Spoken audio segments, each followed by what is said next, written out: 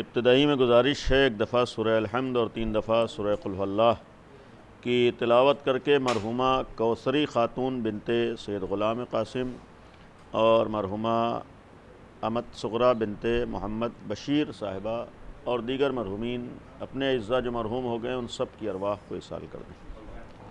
بسم اللہ علی محمد بسم اللہ الرحمن الرحیم الحمد للہ رب العالمین الرحمن الرحیم مالک یوم الدین ایاک نعبد و ایاک نستعین اهدنا الصراط المستقیم صراط الذین انعمت علیہم غیر المغضوب علیہم ولا الضالین۔ بسم اللہ الرحمن الرحیم قل هو اللہ احد اللہ الصمد لم یلد ولم یولد ولم یکن له کفوا احد۔ بسم اللہ الرحمن الرحیم قل هو اللہ احد اللہ الصمد لم یلد ولم یولد ولم یکن له کفوا احد۔ بسم اللہ الرحمن الرحیم قل هو اللہ احد اللہ الصمد لم یلد ولم یولد ولم یکن له کفوا احد۔ کذالک اللہ ربی صدق اللہ العلی العظیم۔ مزید گزارش ہے ایک دفعہ سورہ حمد پڑھ کر مرحوم وقور ڈاکٹر کلب صادق صاحب اور تمام علماء کرام اور خدمت گزاران قوم ملت جو دنیا سے رخصت ہو گئے ہیں ان سب کی ارواح کو ایصال کر دیں۔ اللہم صلی علی محمد وعلی محمد۔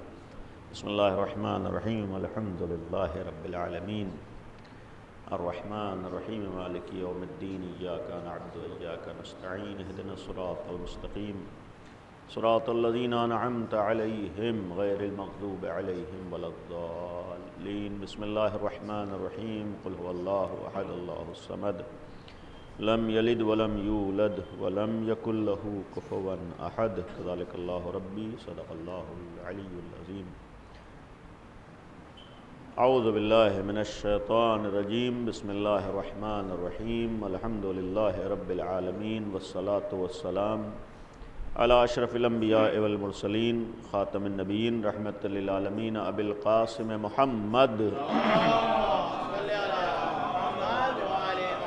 وآلہ الطیبین الطاہرین المعصومین المظلومین لا سیما بقیت اللہ فی الارضین ولعنت اللہ علی اعدائہم اجمعین۔ اما بعد،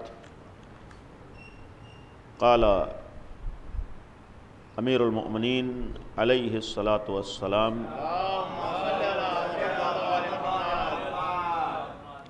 زوروا موتاکم فإنہم یفرحون بزیارتکم۔ صلوات پڑھیں بر محمد و آل محمد۔ ایصال ثواب کی مجلس ہے اور اس سے قبل کی یہاں کی مجالس میں ایصال ثواب ہی کے حوالے سے بعض باتیں بیان ہوئی تھیں، وہی سلسلہ انشاءاللہ ایصال ثواب ہی کے سلسلے میں ہے۔ اولاً یہ بھی پھر سے قابل قدر ہے وہ لوگ جو اس سلسلے کو جاری رکھے ہوئے ہیں، اور یہ بھی یقین رکھیے جب بھی ہمارے سماج میں کوئی ایسا طریقہ سامنے آئے جو اب تک نہ ہوا ہو تو اس میں بہت سی باتیں سامنے آتی ہیں، بہت سی چیمے گوئیاں ہوئی ہوتی ہیں، بہت سے لوگوں کے لیے قبول کرنا بھی آسان نہیں ہوتا ہے، اور لیکن وہی چیزیں جب عام ہو جاتی ہیں تو آج ہمارا سماج تو عام ہو جانے میں گناہوں کو بھی تسلیم کر لیتا ہے۔ یعنی ایک سماج میں گناہ بھی عام ہو جائیں تو وہ بھی انسان اس پہ اعتراض نہیں کرتا، نئی نئی چیزوں پہ مختلف چیزیں سامنے آتی ہیں، لیکن بہرحال ایصال ثواب کا یہ جو سلسلہ ہے قابل قدر ہیں وہ لوگ جنہوں نے شروع کیا ہو، جو شریک ہو رہے ہیں۔ آج کے زمانے میں قرآن کی طرف توجہ، نمازوں کی طرف توجہ اور ایصال ثواب کا بعنوان ایصال ثواب خیال، یہ قابل غور چیز ہے۔ تلاوت قرآن بھی انتہائی اہم ہے، ساتھ ہی ساتھ نماز کی بھی طرف توجہ ضروری ہے۔ ایک اہم چیز جو خیال ہے اور انشاءاللہ خیال رہے گا وہ وقت کی پابندی ہے، اور یہ وقت کی پابندی بھی خود ایصال ثواب کا ایک حصہ ہے اور ہونا چاہیے۔ یعنی ہم لوگ گویا یہاں سے ایک یہ بھی سماج میں عام ہو کہ جو وقت ہے اس وقت پر مجلسیں ہوں، سب کے لیے آسانیاں ہیں۔ ابھی ابتدائی میں فاتحہ بھی آپ نے پڑھا اور آج کی تاریخ بھی منسوب تھی، ایک شخص ہے جس نے اپنی پہچان بنا لی تھی، ان کی وجہ سے کتنی آسانیاں سماج میں تھیں، وہ خود بھی آسانیاں ان کے لیے تھیں، مجلس کرنے والوں کے لیے آسانیاں تھیں، اور پورے شریک ہونے والوں کے آدمی آج کہتا ہے ایک بہت اچھا طریقہ تھا۔ بھئی اگر اچھا طریقہ تھا تو ہم لوگ عمل بھی کریں۔ یعنی اچھی بات کی تعریف کر دینا یہ کمال نہیں ہوتا ہے، اصل کمال ہوتا ہے کہ اس اچھی چیزوں کو اپنا لینا۔ جب ایک آدمی اپنا سکتا ہے تو ہم سب اپنا سکتے ہیں. ہم سب کوشش کریں بہرحال مجالس میں ایصال ثواب میں اگر یہ بھی ہو جائے کہ جو ٹائم ہے اس ٹائم پر ہم لوگ خیال کریں, پابندی کریں. اور دوسرا ایک چیز جو ایصال ثواب کے سلسلے میں عرض کرنا ہے کہ ہمارے یہاں ایصال ثواب میں اولاً جتنا ہم اللہ اور رسول کا خیال کریں گے اتنا ہی ثواب ملے گا. پہلی چیز ہے کہ یہ حالانکہ کوئی بھی اس نیت کسی کی نہیں ہوتی ہے, لیکن اگر سماج میں اس طریقے کی چیزیں ہوں, سماج کا خیال کرنا اس سے ثواب نہیں ملتا ہے. یعنی صراحت سے میں عرض کروں, پبلک کا خیال کرنے سے ثواب نہیں ملتا ہے, لوگوں کا منہ دیکھنے سے ثواب نہیں ملتا ہے, لوگ کیا کہیں گے اس سے ثواب اب نہیں ہوتا ہے. اس میں الٹا مصیبتیں تو ہوتی ہیں, ثواب ختم ہو جاتا ہے, پریشانیاں تو ہوتی ہیں, ثواب ختم ہو جاتا ہے. ثواب اس میں ہوگا کہ اللہ کیا چاہتا ہے, اللہ کیسے خوش ہوگا, اہل بیت کیسے خوش ہوں گے. تو یہ ایک ایصال ثواب میں بنیادی چیز ہے کہ کس سے جناب سیدہ خوش ہیں, کس سے امام علی خوش ہیں, کس سے اہل بیت خوش ہیں, کس کام سے اللہ خوش ہے. تو جتنا ہم اس کا خیال کریں گے اتنا ہی ثواب بڑھے گا. اس میں ایک چیز آئی تھی, واجبات کی ادائیگی یہ اہم ہے مرنے والے کے لیے. ایک چیز ہے اپنے سماجی طریقے اس کے اعتبار سے ایصال ثواب کرنا, ایک ہے شریعت کے مطابق ایصال ثواب کرنا. آج شاید بعض لوگوں کے لیے قابل قبول نہ ہو, ہمارے ہاں ایصال ثواب میں بہت سے سماجی طریقے ہیں. یعنی ایک سماج کی وجہ سے ایک ہماری جو رسم و رواج جس کو کہہ لیجئے وہ بھی ہے, یا ایک کلچر بعض چیزیں بن جاتی ہیں, بعض علاقائی کلچر ہوتے ہیں. آج ہمارے بہت سے ایصال ثواب میں طریقے اس دیش کے واسیوں کے اعمال کو بھی ہم نے اپنایا ہے. یعنی یہ بھی ہے, بعض ایصال ثواب میں ہمارے طریقے دوسروں سے آئے ہیں.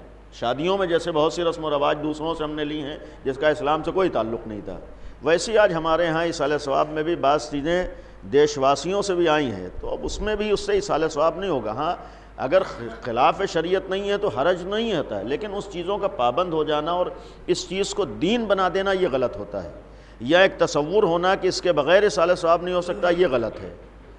یعنی کیا کیا دین کہہ رہا ہے اس کی طرف توجہ ہے. اگر ایصال ثواب ایک بات ہے, یہاں پر ایصال ثواب میں مثلاً معاملہ آتا ہے دن اور تاریخ کا. ہمارے دین و شریعت میں ایصال ثواب کے لیے کوئی دن فکس نہیں کیا گیا ہے, یا کسی دن منع نہیں ہے, کسی دن کمی کا تصور نہیں ہے. تو یہ جو مثال کے طور پر بدھ کے دن ایصال ثواب ہمارا نہیں ہو سکتا ہے. آپ اسی شہر کے اندر بدھ کے دن کسی کا تیجا کر لیں, ہو ہی نہیں سکتا ہے. یعنی ایک مصیبت آ جائے گی بدھ کے دن ایصال ثواب ہونے میں. جمعرات کے دن بعض جگہوں میں مسئلہ ہے, اب الحمدللہ دھیرے دھیرے ختم ہوا ہے, لیکن پہلے رات میں بھی 40واں نہیں ہو سکتا تھا. یعنی رات میں بھی 40واں نہیں ہو سکتا, دن میں 40واں ہونا ہے. یا دن بعض لوگ کاؤنٹ کرتے ہیں, حساب کرتے ہیں کتنے دن ہوئے ہیں. دن برابر ہونا چاہیے, یا جفت ہونا چاہیے, طاق ہونا چاہیے, آگے نہ ہونا چاہیے, پیچھے نہ ہونا چاہیے. اس میں شریعت نے کوئی پابندی نہیں لگائی ہے. یعنی یہ ساری چیزیں ہماری اپنی بنائی ہوئی ہیں, اس سے دین سے کوئی تعلق نہیں ہے, شریعت سے کوئی تعلق. شریعت تو صرف یہ کہتی ہے کہ وہ کام کرو جس سے زیادہ زیادہ ایصال ثواب ہو سکے. ایک ایصال ثواب کا معاملہ ہوتا ہے کہ لوگوں کی شرکت سے بھی بہرحال ثواب بڑھتا ہے اگر وہ لوگ اللہ کے خوشنودی کے لیے آ رہے ہیں. تو اب جیسے لوگوں کے لیے شریک ہونے میں آسانی ہو اس میں ایصال ثواب ہوتا ہے. تو جب لوگوں کے شریک ہونے سے ایصال ثواب ہوتا ہے تو اب یہاں پر یہ پابند نہیں ہونا ہے کہ فلاں دن نہیں ہو سکتا ہے, فلاں دن ہو سکتا ہے. نہیں, جب دین نے منع نہیں کیا ہے تو ہمارے ذہنوں میں رہے کہ ہر دن ایصال ثواب ہو سکتا ہے, ہر تاریخ میں ایصال ثواب ہو سکتا ہے. بعض جگہوں مثلا چاند کا بھی معاملہ ہوتا ہے, 2 چاند ہو جائیں تو ایصال ثواب نہیں ہو سکتا, یا 3 چاند نہیں ہو سکتے ہیں, 4 چاند نہیں ہو سکتے. یہ چاند والا ہمارے کوئی پابندی نہیں ہے. یعنی مذہب نے کوئی پابندی نہیں لگائی کتنے چاند پہ آپ ایصال ثواب کیجئے, یا تاریخ میں مثال کے طور 40واں کتنے دن پہ ہونا چاہیے.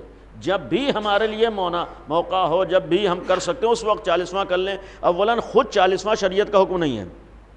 10واں 20واں تیجا و پنجم یہ ساری چیزیں مہینہ شریعت کا حکم نہیں ہے. شریعت تو صرف اتنا کہتی ہے کہ اپنے مرحومین کے لیے زیادہ زیادہ ایصال ثواب کرتے رہو.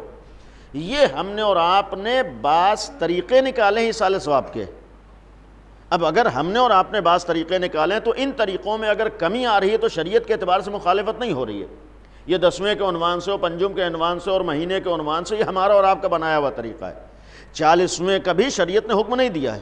ہاں ایک روایت ہے پیغمبر اکرم صلی اللہ علیہ وآلہ وسلم,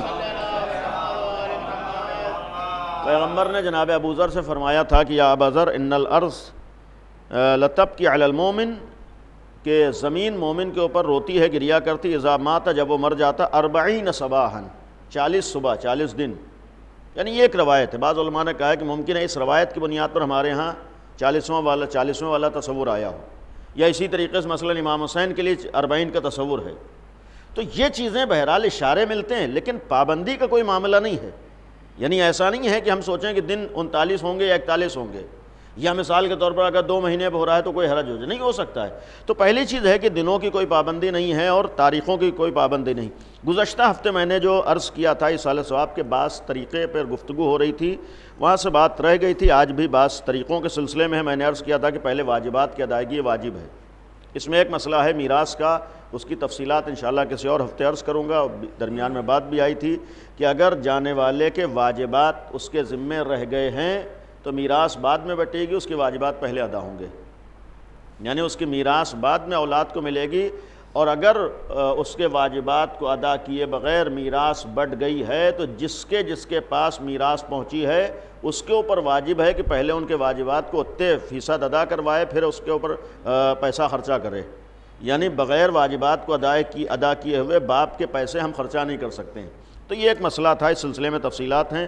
دوسرا ایک مسئلہ ہے ہمارے خمس کا بھی آتا ہے اسی ذیل میں. واجبات میں مثال کے طور پر ہر طریقے کے واجبات ہیں. نماز ہو سکتا ہے اس کی واجب و چھوٹی ہو تو یہ ادا کروانا, روزہ ہو سکتا ہے چھوٹا ہو یہ ادا کروانا, خمس ہو سکتا ہے ادا نہ کیا ہو یہ دینا, زکوٰۃ ہو سکتا ہے نہ دیا ہو دینا, حج ہو سکتا ہے واجب رہا ہو نہ کیا ہو یہ ادا کروانا. یا اسی طریقے سے مثال کے طور پر بعض نے, ہمارے ہاں پہلے نہیں طریقہ تھا بہنوں کو میراث دینے کا, بہن کو ہم نے حصہ نہیں دیا ہے تو ہمارے مال میں شامل ہے. بیٹیوں کو بعض لوگ نہیں دیتے ہیں, بیٹی کو اگر نہیں دیا ہے تو اس کا مال ہمارے حصے میں شامل ہے. یا مثلا ہمارے باپ نے اپنی بہن کا حصہ نہیں دیا تھا, وہ ہمارے پاس آیا تو ہمارے اوپر واجب ہے ادا کرنا. یعنی مثال کے طور پر جو مال ہم تک آیا ہے وہ ہمارے باپ نے نہیں دیا تو ہمیں واجب ہے. تو یہ آپسی حقوق ہیں جن کی ادائیگی بھی اسی مال سے ہوگی. اور اس میں ایک اہم مسئلہ ہے خمس کا. معمولاً بعض جگہوں پر ایک انتقال کے وقت اور دفن کے وقت مسئلہ آتا ہے کہ کفن کا خمس ادا کر دو. یہ اکثر آپ نے سنا ہوگا کفن کا خمس ادا کر دو. دیکھیں یہاں کفن کے خمس کے سلسلے میں بھی ہمیں مسئلہ معلوم رہے, کفن کا خمس بھی اس وقت واجب ہے کہ جب اس پیسے سے کفن دیا جا رہا ہو جس سے خمس نہیں نکلا ہے. اب یہاں پر جتنے مومنین ہیں الحمدللہ سب خمس دیتے ہیں. اب ایک آدمی جو خمس دیتا ہے اگر وہ کفن خرید رہا ہے تو دوبارہ خمس نہیں نکالنا ہے.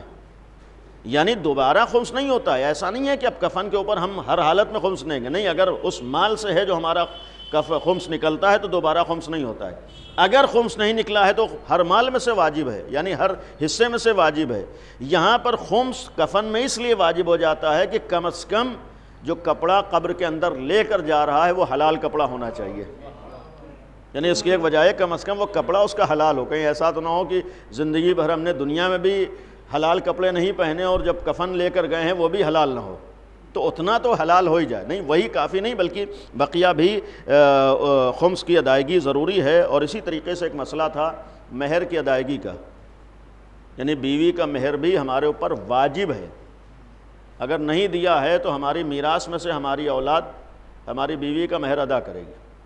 یعنی مہر کا معاملہ آسان نہیں ہے. بعض لوگ ایک ہمارے ہاں وہ بھی تھا کہ معاف کروا لیں گے. بھائی وہ معاف کروا لینا یہ خالص دماغ سے نہیں ہوتا ہے. جیسے ہر چیز کا ہم پیمنٹ پہلے کر دیتے ہیں تو خمس مہر دے دینے میں حرج کیا ہے؟ کتنا زیادہ ہمارے ہوتا ہی ہے. 14,000 زیادہ تو اولاً کوئی بڑھنے پہ تیار نہیں آج کے زمانے میں. وہ بعض لوگ کہتے ہیں کہ ہمارے پردادا سے چلا آ رہا ہے 14,000. بھائی پردادا سے اگر 14,000 چلا آ رہا ہے تو 14,000 کی پردادا کے زمانے میں ویلیو کچھ اور تھی. اگر اس زمانے میں 14 تھا تو یہ نہیں ہے ہم 14 ہی میں کیوں ہے. اگر بعض لوگ کہتے ہیں معصومین کی عدد, بھائی معصومین خالی 1000 ہی میں کیوں ہیں؟ یعنی اگر عدد ہی کو لینا ہے تو لاکھ میں بھی تو ہو سکتا ہے. مقصد تعداد معین نہیں ہے. لیکن یہ بھی مہر بھی واجب ہوتا ہے. مہر بھی شرعاً انسان کے ذمے رہتا ہے. یہ خود بخود معاف نہیں ہو جاتا ہے. یعنی خود بخود ہاں واقعاً اس نے بخش دیا ہے, معاف کر دیا ہے وہ, اور لیکن یہ ہے کہ مہر بھی واجبات میں سے. اب آئیے بعض ایصال ثواب کے جو طریقے تھے ان میں سے ہے تلاوت قرآن. یہ عرض کیا تھا ضروری ہے, توجہ دینا چاہیے. روایات ہیں کہ سورہ پڑھے تلاوت کرتا رہے مرحوم کے لیے, جب بھی یاد آئے ایک سورہ پڑھ دیں. اسی طریقے سے توبہ استغفار کی تاکید ہے, دعا کی تاکید ہے, صدقے کی تاکید ہے. نماز شب میں نام لینے کے لیے باقاعدہ ہے کہ زندہ مردہ کا نام لے, تو اس کا بھی اثر ہوتا ہے. اسی طریقے سے قبر پر جانا یہ بھی ایک تاکید ہے. یعنی قبر پر جانے کی بھی ہمارے ہاں تاکید ہے. کہا گیا ہے مثلا ہر شب جمعہ کو, جو ابھی جو میں نے آپ کے سامنے روایت عرض کی ہے امیر المومنین حضرت علی ابن ابی طالب علیہ الصلاۃ والسلام نے فرمایا تھا زوروا موتاکم, اپنے مردوں کی زیارت کرو, یعنی قبروں پر جاؤ. فَإِنَّهُمْ يَفْرَحُونَ بِزِيَارَتِكُمْ، اس لیے کہ جب تم آتے ہو تو وہ خوش ہوتے ہیں، یعنی تمہارے جانے سے وہ خوش ہوتے ہیں۔ تو یہ بھی ایک فریضہ ہے، قبر پر جانا، قبرستان میں جانا، جاتے رہنا۔ بعض لوگ سوچتے ہیں بھائی وہاں جا کے فاتحہ پڑھنا یہیں سے پڑھ دیں، ٹھیک ہے اللہ فاتحہ کو قبول کر لے گا، لیکن وہاں جانے کا اثر کچھ اور ہے۔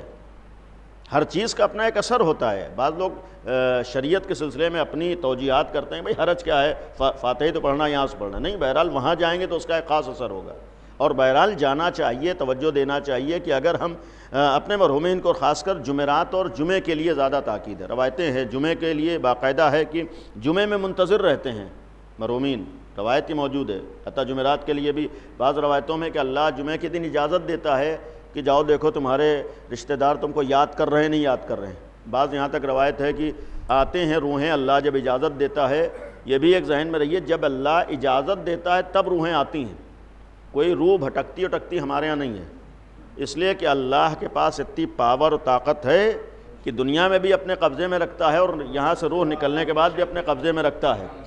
یہ نہیں ہو سکتا ہے کہ مثال کے طور پر اگر عرفے میں شامل نہ ہوئی تو ایک سال بھٹکتی رہے گی۔ یہ بھی ایک ہمارے ہاں دین کے خلاف چیز ہمارے بعض لوگوں کے ذہنوں میں آئی ہے کہ شعبان سے پہلے اگر عرفے میں 40واں نہیں ہوا تو عرفے میں شامل نہیں ہو سکتے۔ دین سے اس کا کوئی تعلق نہیں ہے، شریعت سے اس کا کوئی تعلق نہیں۔ اولاً ہمارے مذہب اہل بیت میں شعبان کے کوئی عرفے کا تصور ہی نہیں ہے، میں نے کئی جگہوں پر عرض کیا ہے، مذہب اہل بیت میں آپ کو عرفے کا کوئی شعبان میں تصور نہیں ملے گا، وہ صرف 9 ذی الحجہ کے لیے ہے جو عرفے کا دن ہے، اور وہ اس کے عرفے کے بعد احکام ہے۔ یہ عرفہ ہمارا اور آپ کا بنایا ہوا ہے، اور اس میں ہم اتنے پابند ہیں کہ ہم ایک ہفتے میں 40ویں ہوتے ہیں، یعنی شعبان میں آپ خود شریک ہوتے ہیں، میں نے خود پڑھے ایک ہفتے میں 40ویں ہوتے ہیں۔ پتہ چلا کہ 5 ہی دن میں 10واں بھی ہو رہا ہے، 20واں بھی ہو رہا ہے، مہینے کی مجلس بھی ہو رہی ہے، 40واں بھی ہو رہا ہے۔ بھئی کب شریعت نے کہا ہے کہ یہ ساری چیزیں واجب ہے؟ عنوان قائم کر دینے سے مسئلہ نہیں ہوتا تھا۔ اولاً یہ بھی ہمارے ہاں عرفے والا کوئی معاملہ نہیں ہے، اس عرفے کا معاملہ اگر ہے وہ میدان عرفات اور دعائے عرفہ سے، تو اس میں بھی عرفے میں جو آج ایک چیز ہمارے ہاں معمولاً بہت زیادہ رائج ہوئی عرفے سے متعلق ہی شعبان میں جو قبروں پر جانے کا معاملہ ہے، بہرحال بعض علماء بھی یہاں موجود ہیں، اپنی معلومات کے لیے سوال کے طور پر بھی ہے اور مومنین کے لیے کہ جتنا تلاش کیا، ہمارے ہاں کوئی بھی قبر پر جانے کی شب 15 شعبان میں تاکید نہیں ہے، اس سے زیادہ روایتیں ہر جمعہ اور جمعرات کے لیے، یعنی 15 شعبان سے زیادہ تاکید ہر شب جمعہ اور جمعے کے لیے ہے کہ اپنے مرحومین کی قبروں پر جاؤ۔ ہم لوگ پورے سال نہیں جاتے ہیں، اس دن سمجھتے ہیں جانا ضروری ہے، بھائی جانے میں کوئی حرج نہیں ہے، مخالفت نہیں ہے، لیکن ہمارے مذہب اہل بیت میں شب 15 میں کوئی خصوصی تاکید نہیں ہے جہاں تک مجھے علم ہے، یعنی کوئی خصوصی الگ سے نہیں ہے کہ تم شب 15 میں ضرور جاؤ اور وہاں پر جا کر 10,000 روپے کی قبر سجاؤ اور 1,000 روپے کی شمع جلاؤ اور 50,000 کا اس کے اوپر پھول چڑھاؤ، یہ ہمارے یہاں نہیں ہے۔ یہ ہم لوگوں نے، جو میں نے ابتدا میں ایک بات عرض کی تھی، کبھی کبھی ہم لوگوں نے بہت سی چیزیں دوسروں سے لی ہیں۔ یہ شب 15 شعبان میں قبرستان کا جو آج ہمارے ہاں اتنا زیادہ زور شروع ہوا ہے، یہ برادران ملت کی دیکھا دیکھی ہوا ہے۔ ان کے ہاں چونکہ شب 15 شعبان میں کوئی چیز خصوصیت نہیں رکھتی ہے، لہٰذا ان کے ہاں صرف قبرستان کی ایک تاکید ہو گئی، لیکن ہمارے ہاں اس رات میں اگر کوئی خصوصیت ہے، وہ سب سے بڑی خصوصیت ہمارے امام کی ولادت کی تاریخ ہے۔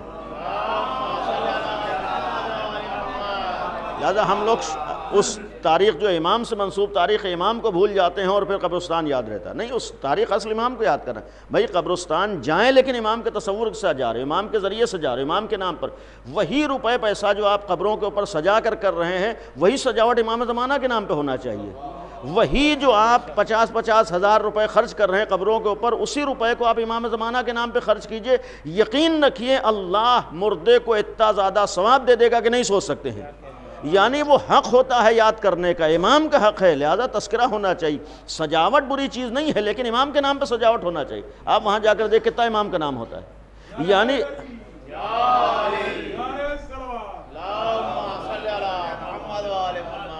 تو یہ بھی ایک بات تھی کہ قبر پہ جانا چاہیے اور قبر پہ جانے کی تاکید ہے۔ بعض اور تجاویز ہیں ایصال ثواب کے سلسلے میں۔ وقت ختم ہو گیا کہ ہم لوگ جو کام کر سکتے ہیں، ابھی ڈاکٹر کلوسائی صاحب کا بھی ذکر ہوا کہ انہوں نے واقعاً ایک مثبت کام کیا ہے، جو میں نے کہا تعریف سب کرتے ہیں لیکن عملی میدان میں ہم سب کو بھی آنا ہے، وہ ہے تعلیمی اعتبار سے، یعنی ایصال ثواب میں ہم لوگ تعلیم کو بھی شامل رکھیں۔ مثال کے طور پر تعلیم کے نام پر بھی ہم لوگ بنا میں ایصال ثواب خرچ کریں، اس سے بھی ایصال ثواب بڑھے گا۔ یعنی یقین رکھیے اگر ہم نے کچھ غریب بچوں کی فیس اپنے باپ کے ایصال ثواب کے لیے دے دی ہے تو اس سے بھی اہل بیت خوش ہوں گے اور ثواب ملے گا۔ مثال کے طور پر غریب بچوں کا ہم نے کورس دلا دیا، نیت یہ کی کہ ہمارے محرومین کو ثواب مل جائے، 40ویں میں بہت زیادہ نمائش کے بجائے اگر ہم نے جا کر خاموشی سے کچھ غریب بچوں کی فیس بھر دی تو اللہ ثواب دے گا۔ یعنی یہ بعض طریقے بھی ہو سکتے ہیں، مثال کے طور پر ہم بچوں کی فیس دیں، بچوں کے لیے ڈریس خرید دیں، کورس خرید دیں، تو انشاءاللہ اس میں بھی یقین رکھیے کہ اللہ کی خوشنودی ہے، اہل بیت کی خوشنودی ہے، معصومین کی خوشنودی ہے، تو یہ ایک راستہ ہے۔ اسی طریقے سے کتابوں کے سلسلے میں نے عرض کیا کہ آج ہم جو کتابیں تقسیم کرنے کا ایک رواج ہے اسی میں ہم لوگ ضرورت کی کتابیں بھی تقسیم کریں، معلوماتی کتابیں بھی تقسیم کریں، اس سے بھی ہو سکتا ہے۔ ایک بڑا کام ہے، جو بڑا کام کہنے کے لیے بڑا ہے لیکن شیعوں کے لیے بڑا نہیں ہوتا ہے، وہ اسکول کالج بنوانے کا بھی معاملہ ہے۔ یعنی آہستہ آہستہ کوشش کریں کہ ہم لوگ اپنے مرحومین کے لیے اسکول کالج بھی بنوائیں، زندگی بھر ثواب ملتا رہے گا، آپ کے مرنے کے بعد بھی ثواب ملتا رہے گا۔ ہم سوچیں بڑا کام نہیں ہے، 2-4 لوگ مل کے بھی کام کر سکتے ہیں۔ الحمدللہ ہماری قوم میں حیثیت دار لوگ ہیں، اگر صرف احساس کی بات ہوتی ہے کہ ذمہ داری کیا ہے، اسکول ہیں، کالج ہیں، اس کی طرف بھی اسپتال ہیں، ہاسپٹل ہیں، اس کو بھی ہم لوگ بنا سکتے ہیں۔ مسجد امام باڑے اگر ضرورت ہو تو ہم یقیناً بنائیں، اس میں بھی ایصال ثواب ہے۔ اور ساتھ ہی ساتھ ہے غریبوں کے لیے ہم جیسے کھانا کھلانا، بہرحال ایک الگ موضوع ہے، انشاءاللہ تفصیلات کسی دن عرض کروں گا۔ کھانا کھلانا اسلام میں غلط نہیں ہے، اسلام میں اطعام اچھی چیز ہے، لیکن اس میں دکھاوا غلط ہے، یہ غلط ہے، اور پھر مقابلہ غلط ہے۔ انہوں نے پچھلے ہفتے اتنا کھلایا تھا تو اس ہفتے ہم کم نہ ہونا چاہیے، اس سے ثواب نہیں ملتا ہے۔ ان کے ہاں یہ ہوا تھا تو ہمارے ہاں یہ ہونا چاہیے، اس میں ایصال ثواب نہیں۔ بہرحال انسان اپنی حیثیت کے مطابق، بہرحال اس نظام کی بات نہیں کر رہا ہوں جو انہوں نے شروع کیا، عمومی بات کر رہا ہوں۔ وہاں بھی اگر ایک حد تک آدمی کھلا رہا ہے تو غلط نہیں ہے، حالانکہ اب تو کھلانے میں بھی بعض جگہ پتہ ہی نہیں چلتا ہے کہ یہ ولیمے کا کھانا ہے یا ایصال ثواب کا کھانا ہے۔ یعنی اب باقاعدہ جتنے آئٹم آج ہمارے ہاں ولیمے میں بڑھتے ہیں، ادھر بھی بڑھتے چلے جا رہے ہیں۔ مہمان نوازی ضروری ہے، کھلانا ضروری ہے، لیکن ایک حد تک ہونا چاہیے، اسراف نہ ہو، برباد نہ ہو رہا ہو، نمائش نہ ہو رہی ہو، اپنا نام و نمود کی فکر نہ ہو۔ ہاں واقعاً یہ احساس ہو، ظاہر سی بات ہے کہ جتنے بھی زیادہ آئٹم بڑھا دیں اس سے ثواب آئٹم بڑھنے سے نہیں ہوگا۔ آدمی کو اگر پیٹ بھرنا ہے، پیٹ بھر کے کھلانا ہے تو وہی چیزیں اگر بغیر ضائع ہوئے لوگوں تک پہنچ جائیں تو زیادہ ثواب ملتا ہے۔ آج ہمارے ہاں آئٹم بڑھتے چلے جا رہے ہیں، بھائی آدمی کا پیٹ تو ایک فکس ہے، اس میں اس سے زیادہ نہیں کھا لے، جتنا بھی کوشش کر لے آپ اسٹارٹر کے نام پر بھی آدھے زیادہ کھانا کھلا دیتے ہیں، اور اس کے بعد ظاہر سی بات ہے کھانا کہاں استعمال ہوگا؟ جب نہیں استعمال ہوگا تو پھر آپ جا کر بعض جگہوں پر دیکھ لیجئے جتنے برتن پڑے ہوں گے اتنا ہی کھانا پڑا ہوتا ہے۔ یہ ہمارے نمونے سامنے آتے ہیں۔ تو ایصال ثواب میں کھانا ہونا چاہیے، کھانا بھی ضروری ہے، شاید بعض جگہوں پر ضروری ہو، بہت سے غریبوں تک پہنچ جاتا ہے۔ یعنی بالکل کسی چیز کو بند کر دینا اور منع کر دینا یہ بھی شریعت میں نہیں ہے۔ نہیں، جو لوگ کھلا سکتے ہیں ان کو کھلانا چاہیے، لیکن جو لوگ نہیں کھلا سکتے ان کو یہ نہ ہونا چاہیے نہیں کھلائیں گے تو ایصال ثواب نہیں ہوگا۔ جو نہیں کھلا سکتا ہے وہ اللہ کی بارگاہ میں جا کر کہے خدایا نہیں ہے، وہ اسی نیت کے اوپر انشاءاللہ ثواب دے گا۔ تو یہ بھی ہے، غریبوں کے لیے راشن کا بھی انتظام ہو سکتا ہے، شادی میں بھی شرکت ہو سکتی ہے، علاج بھی غریبوں کو کرایا جا سکتا ہے، بنا میں ایصال ثواب، ضرورت مندوں کو لباس بھی دیے جا سکتے ہیں۔ سردی آ رہی ہے، ہم گرم لباس کا انتظام کر دیں۔ بعض جگہوں پر اگر ٹین شیڈ وغیرہ نہیں ہے، وہ بھی ایک ایصال ثواب کا سسٹم ہے۔ اللہ سے دعا کریں کہ خداوند عالم ہم سب کو زیادہ زیادہ ایصال ثواب کی طرف توجہ دینے کی توفیق عنایت فرمائے۔ اور چونکہ بہرحال مجلس شروع ہوئی تھی 8:35 پر، لہذا 5 منٹ باقی ہیں، مصائب کی بات ہے۔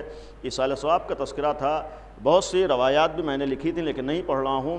معصومین نے باقاعدہ توجہ دی ہے، اور ایک مفہوم عرض کر رہا ہوں کہ شاید مرنے کے بعد زیادہ رشتہ داری کے حقوق ادا ہو سکتے ہیں۔ زندگی میں آدمی اتنا کسی کا محتاج نہیں ہوتا ہے جتنا مرنے کے بعد ہوتا ہے۔ ماں کے ایصال ثواب کی مجلس ہے، آدمی کے اندر جذبہ ہوتا ہے کہ ہم خدمت کر لیں، بہرحال کرنا چاہیے۔ والدین بالخصوص ایک عظیم نعمت ہیں، ماں جیسی ایک عظیم نعمت ہے، لیکن زندگی میں نہیں کر سکیں تو کبھی نہ سوچیں کہ نہیں کر پائیں۔ نہیں، مرنے کے بعد بھی ہمارے سلسلہ بند نہیں ہوتا ہے، بلکہ مرنے کے بعد جو ایک تصور رہے کہ ہم شاید اور زیادہ کر سکتے ہیں، اس لیے کہ زندگی میں تو آدمی کے ہاتھ پیر چل رہے ہیں، خود کر لے گا، اب اس کے ہاتھ پیر بندھے ہوئے ہیں، وہ نہیں کر سکتا ہے۔ تو اب ہم جو کریں گے وہ اس کو فائدہ ملے گا، ہم جو کریں گے اس تک فائدہ پہنچے گا۔ تو اس میں بھی یہاں کمی و زیادتی کا معاملہ نہیں، جتنا ہم کریں گے اتنا ثواب ملے گا۔ اللہ خالی نیتوں پہ ثواب دیتا ہے۔ ہم ایک معمولی سے معمولی عمل بھی اگر اچھی نیت کے ساتھ کریں گے تو اس کا ثواب بہت زیادہ ہو جاتا ہے۔ جب ایسے ہمارے سامنے بالخصوص وسیلے ہوں، یعنی نام اہل بیت پہ کیجئے، اہل بیت کے وسیلے سے کیجئے، امیر المومنین کے ذریعے سے کیجئے، امام عصر کے وسیلے سے کیجئے، تو یقیناً بہت زیادہ ثواب ہے، اور اتنا ثواب ہے۔ اب ظاہر سی بات جب ہم وسیلے کے ذریعے سے کرتے ہیں تو اللہ ہمارے عمل کو نہیں دیکھتا ہے، یعنی ہمارے چھوٹے سے کام کو نہیں دیکھتا ہے۔ آپ نے 10 روپے صدقے میں دیے ہیں تو اللہ 10 روپے کو نہیں دیکھے گا، جس کے نام پر آپ نے کیا ہے اللہ اس کو دیکھے گا۔ آپ نے امیر المومنین کو وسیلہ بنایا ہے تو اللہ امیر المومنین کے صدقے میں ثواب دے رہا ہے۔ اب ظاہر سی بات جب اہل بیت کو وسیلہ بنا کر اللہ ثواب دے گا تو اس کے ہاں ثواب میں کوئی کمی نہیں ہے، بہت زیادہ ثواب ہے، اور ثواب ہوتے رہنا چاہیے۔ ایک روایت بس آخری مرحلوں میں جو جناب سیدہ نے امیر المومنین سے فرمایا تھا کہ یا علی میرے دنیا سے جانے کے بعد مجھے فراموش نہ کر دیجیے گا، جبکہ تصور نہیں ہو سکتا ہے کہ امیر المومنین فراموش کر دیں۔ اور ایک جملہ فرمایا تھا یا علی جب میں دنیا سے چلی جاؤں تو میرے سرہانے بیٹھ کر تلاوت قرآن کیجیے گا اور دعا کیجیے گا، اس لیے کہ دنیا سے جانے والے کو اس چیز کی ضرورت ہوتی ہے۔ مفہوم ہے حدیث کا، یعنی حضرت زہرا وصیت کر رہی ہیں، یہ ہم سب کے لیے ایک طریقہ تھا، لیکن کس موقع پر وصیت کی ہے؟ دنیا سے جا رہے ہیں، تقریباً 2.5-3 مہینے سختیوں سے گزارا ہے۔ ایک ماں بھی ہے جس کے ایصال ثواب کی مجلس اولاد کی طرف سے ہے، ہر اولاد کے لیے سخت ہوتا ہے، لیکن جناب سیدہ جیسی ماں ہیں، جس وقت امیر المومنین بیت الشرف میں تشریف لائے، بچوں سے فرمایا کہ بچوں حجرے سے باہر جاؤ، تمہاری ماں سے وصیتیں کرنا ہے۔ امیر المومنین آئے ہیں، ایک روایت یہ بھی ہے کہ مولا کائنات سرہانے بیٹھ گئے، آخری ایام تھے، شہادت کی تاریخ بھی آ رہی ہے۔ ایک دفعہ امیر المومنین نے حضرت زہرا کو آواز دی، کوئی جواب نہ دیا، پکارا، کوئی جواب نہ آیا۔ ایک دفعہ امیر المومنین نے عجب انداز سے کہا کہ فاطمہ علی پکار رہا ہے۔ جیسی یہ جملہ زبان مبارک پر آیا، آنکھیں کھول دیں، آنسو جاری ہو گئی۔ یا علی اچھا ہوا آپ آ گئے، میں دنیا سے جا رہی ہوں، اے علی میں 4 چھوٹے چھوٹے بچوں کو چھوڑ کے جا رہی ہوں، اے علی میں نے بہت سے امتحانات دیے ہیں، بہت سی سختیوں سے گزری ہوں۔ ایک مفہوم یہ بھی ہے کہ اے علی میں بہت ستائی گئی ہوں، اے علی میں نے بہت امتحانات دیے ہیں، میں ستائی گئی ہوں، اسی لیے وصیت کی علی جنہوں نے مجھے ستایا ہے میرے جنازے میں شریک نہ ہو، لا تعلم احدا، کسی کو خبر نہ کیجیے گا۔ اور جب وصیتوں کا وقت آیا ہے، امیر المومنین سے یہ بھی وصیت تھی، علی میرے جنازے کو رات میں غسل و کفن دیجیے گا، میرے جنازے کو رات میں دفن کیجیے گا، اے علی بچوں کا خیال رکھیے گا۔ عجب انداز سے کہا کہ اے علی میرے بعد 4 چھوٹے چھوٹے بچے چھوڑ کے جا رہی ہوں، ان بچوں کو ماں کا احساس نہ ہو، اے علی میرے بعد بچے بھوکے نہ سونے پائے، اے علی میرے بعد بچوں کا خیال رکھیے گا۔ جبکہ جانتی ہیں وہ علی جو دوسروں کے یتیم بچوں کے ساتھ وہ سلوک کرتا ہو کہ انہیں اپنے باپ کے جدائی کا احساس نہ ہو، وہ اپنے بچوں کے ساتھ کیسے مہربانی کرے گا، لیکن ایک ماں ہے، جاتے جاتے اس بات کا بھی احساس ہے کہ ہر بچے کو ہر ماں کو اپنے بچے کا خیال ہوتا ہے۔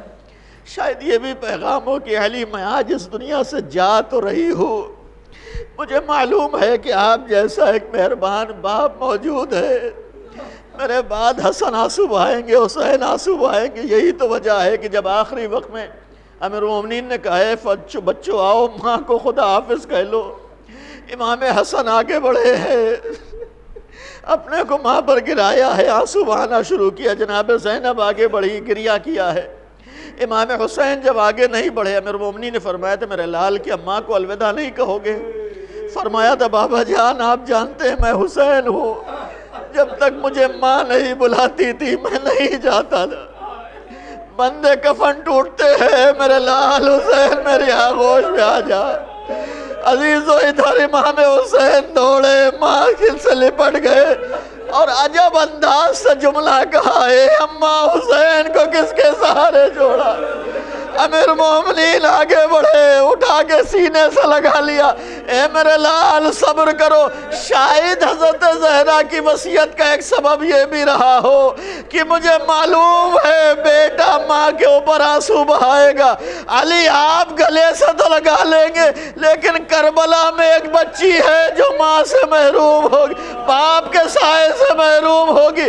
دنیا میں کہیں بھی کوئی ماں باپ جاتا ہے بچوں کو گلے سے لگا لیا جاتا ہے، لیکن صرف کربلا ایسی جگہ ہے کہ جہاں ایک باپ کا جنازہ سامنے ہے، اگر بیٹی روتی ہے تو کوئی تماچے لگاتا ہے، کوئی الا لعنت اللہ علی القوم الظالمین